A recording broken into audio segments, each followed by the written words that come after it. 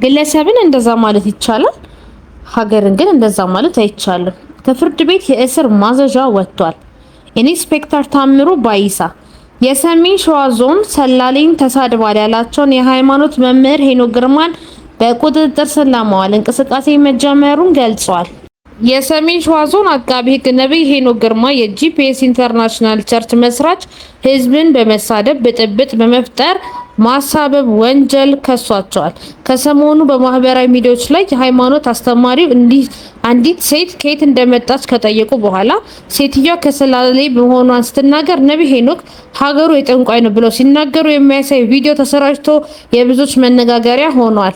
በማህበራዊ ሚዲያዎች ከተለያዩ አካላት ግብረ መልስ ያገኘ ሲሆን ነብይ ሄኖክ ግርማም የወጣው ቪዲዮ ያለ አግባብ ተወስዶ ቅሬታን ፈጥሯል በማለት ይቅርታ ጠይቀዋል።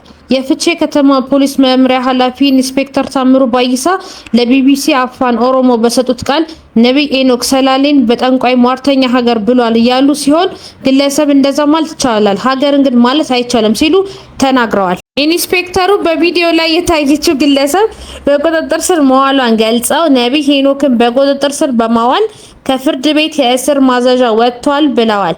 ነብይ ሄኖክ አዲስ አበባ ቦሌ ሩዋንዳ አካባቢ ነዋሪ መሆኑን ሰምተናል ያሉት ኢንስፔክተር ታምሩ የያዛቸው ግለሰብ ስለሆኑ ማመኗን ገልጸዋል።